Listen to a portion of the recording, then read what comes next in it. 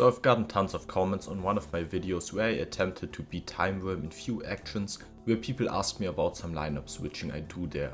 The mechanics behind lineup changes mid-combat are not super obvious, so to understand them properly we first need to understand the game's systems at a basic level. What some people, even after finishing the game, don't know is that the DQ11 combat still follows a traditional turn structure like the old games. Because you take actions individually though, the game doesn't tell you when a turn starts or ends. Between turns, every actor gets a random multiplier to their agility and then they act in descending order.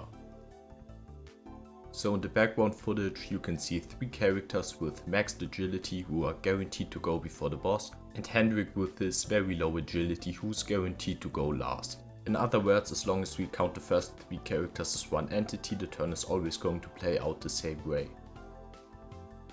New players sometimes complain about how unfair it can be when bosses get 2 sets of actions in a row. This can happen when a boss goes last on one turn and first on the next. After some equipment switching here, Hendrik gets fast enough to outspeed on one turn, so he gets 2 actions without the boss getting one, but then after unequipping him the reverse happens. As a side note, while this is going on, most bosses don't get a random amount of actions per set. Most of them alternate between taking 1 and 2 or 2 and 3 actions. Some are set to always act a certain amount of times. This also varies between normal and stronger enemies. For example, the Slayer of the Sands will always act twice on harder enemies.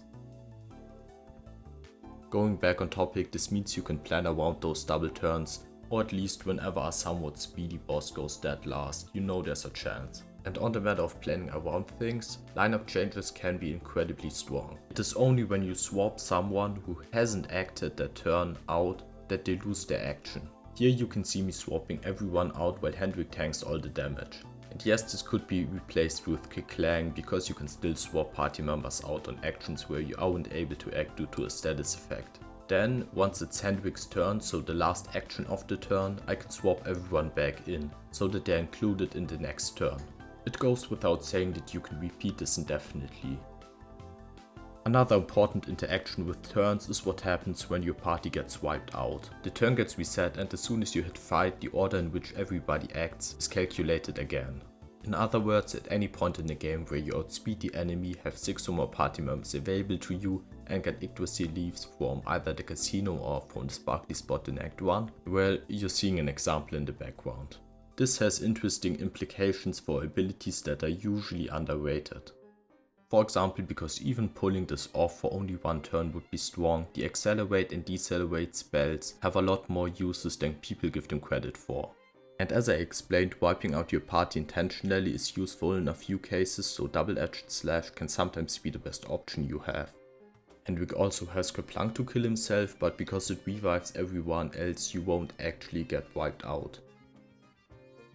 Another topic is the more advanced strategies you can go into when you start learning boss patterns.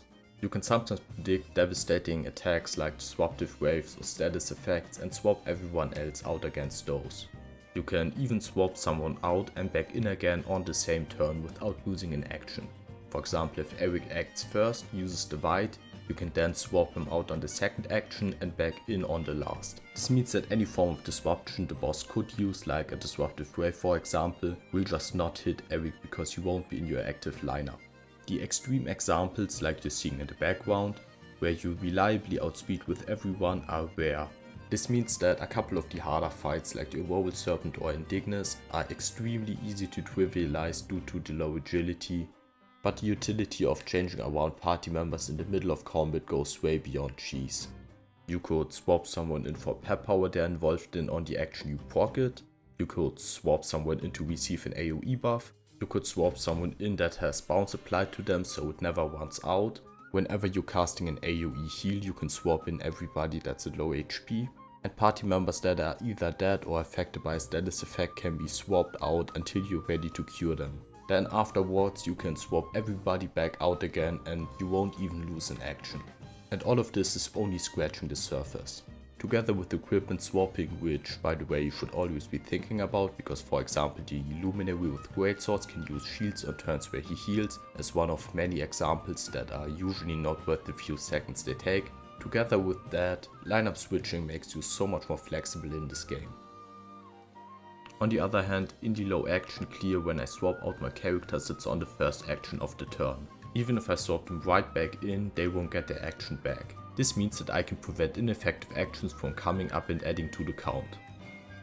I have no clue how Dragon Quest 12 is gonna be. It's probably not gonna bring back this turn structure, because without heavy restrictions, I do believe it comes with too much jank. And there's a few small concessions, like how AI options don't have a use anymore. Like in the old games, you could sometimes use focus on healing, and they'd even heal someone that wasn't hurt at the start of the turn. Now you can manually input that, because you know when you're selecting the actions who got attacked that turn. But I do believe that the consensus that Dragon Quest 11 didn't bring much innovation to the combat system because the change was so small is underselling it. The way actions are taken is all that's different on paper, but the implications are much bigger.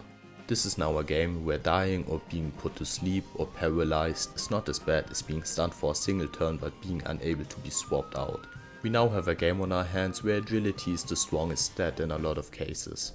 And we have a game where at all points everybody is pitching in, and even a party member without abilities is useful as long as you have them. With the way the game restricts who you have access to for most of it though, it doesn't fall apart, even if you know all this. On that note, what I want to end this video on is that Act 3 doesn't restrict you at all and even gives you access to an infinite amount of meteorite bracers that, as we saw earlier, can even make Hendrik outspeed the super boss. Lineup trees is one of the many broken and easy to abuse things that make combat in Act 3 outside the Wheel of Armor not matter. Something that is only broken in Act 3, like Eric, doesn't have much value.